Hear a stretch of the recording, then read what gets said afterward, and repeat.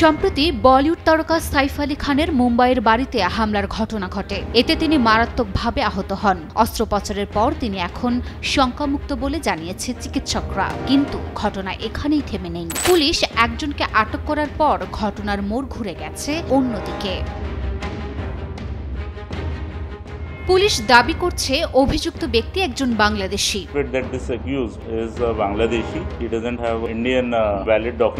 যদিও প্রাথমিক তদন্ত শেষে পুলিশ এই তথ্য দিয়েছে, তবুও ভারতবর্ষ তাতেই তেলে বেগুনে জ্বলে উঠেছে। বাংলাদেশ বিদ্বেষী কিছু ভারতের বাসিন্দারা দাবি তুলেছে ভারতে বসবাসকারী সকল বাংলাদেশিকে বের করে দেওয়ার, এবং তারা এই কাজটি ছাত্র জনতার গণ অভ্যুত্থানে ক্ষমতা ছেড়ে পলাতক ভারতে অবস্থানকারী সাবেক প্রধানমন্ত্রী শেখ হাসিনাকে দিয়েই শুরু করতে চান।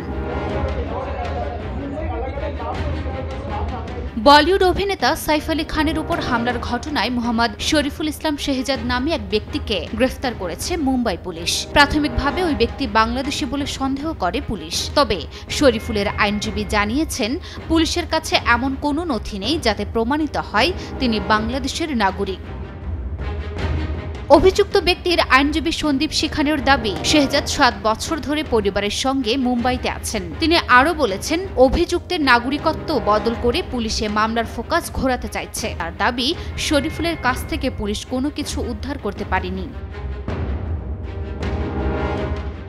জানা যায়, আসল হামলাকারীকে ধরতে সিসিটিভি দেখে চেহারার সাথে মিল রয়েছে এমন কয়েকজনকে আটক করে পুলিশ। পরে জিজ্ঞাসাবাদ করে তাদের ছেড়ে দেওয়া হয়। এরপর প্রায় 70 ঘণ্টা চোর পুলিশ খেলার পর পুলিশ হামলাকারীকে ধরতে সক্ষম হয়। মুম্বাইয়ের 35 কিলোমিটার দূরে থানে ওয়াকবিল এলাকা থেকে হামলাকারীকে গ্রেপ্তার করা হয়।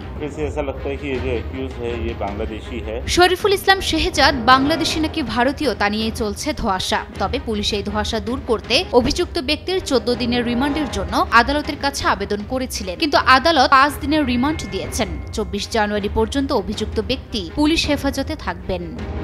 প্রসঙ্গত, মুম্বাইয়ের বান্দ্রার বাসভবনে বলিউড অভিনেতা সাইফ আলী খানের বাসায় ডাকাতির উদ্দেশ্যে প্রবেশ করেন শেহজাদ। এ সময় ধস্তাধস্তির এক পর্যায়ে সাইফ আলী খানকে একাধিকবার ছুরিকাঘাত করেন তিনি। বলিউডের এই অভিনেতার ঘাড়ে ও মেরুদণ্ডের কাছে গুরুতর জখম হয়। অস্ত্রোপচারের পর তিনি এখন শঙ্কামুক্ত বলে জানিয়েছে চিকিৎসকরা।